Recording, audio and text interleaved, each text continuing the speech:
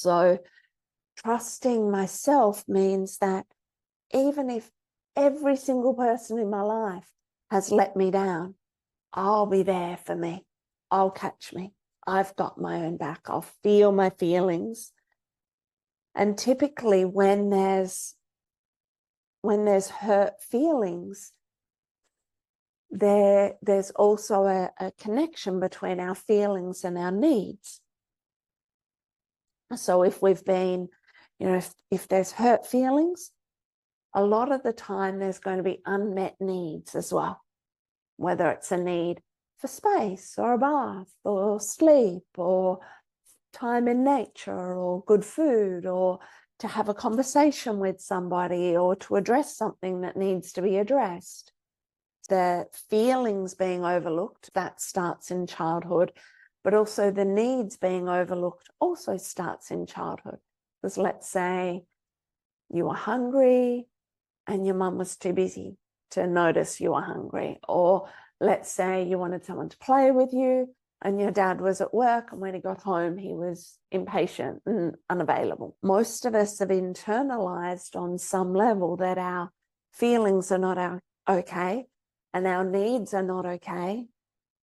So if our feelings are not okay and our needs are not okay, then all of a sudden we're not safe in the world. Like, it's not safe to be me because I have these feelings that are overwhelming and intense, and I have these needs that can also be overwhelming and intense, and there's no one there. There's no one reflecting back to me.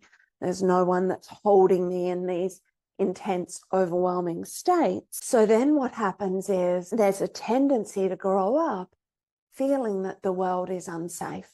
And when it feels like the world is unsafe, then we take on a position of micromanaging or controlling everything, trying to control our environments, trying to control how other people perceive us, trying to control other people's expectations of us, trying to control how much we reveal in relationship, how much we don't reveal, trying to manage image and expectations and all of that.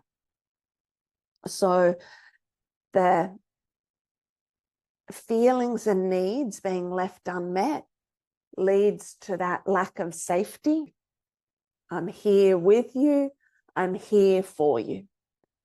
So those two statements for me are how I can communicate with myself that I've got myself. I'm here with you. I'm here for you.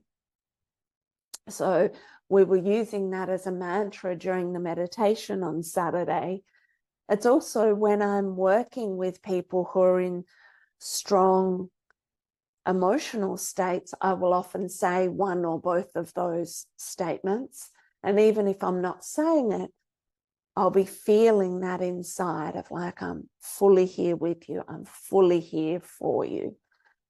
And so if I can do that for someone else, I can also do it for me, bringing that energy to having my own back. So that's trusting myself means that if Rod doesn't catch me in that moment, I'll catch me.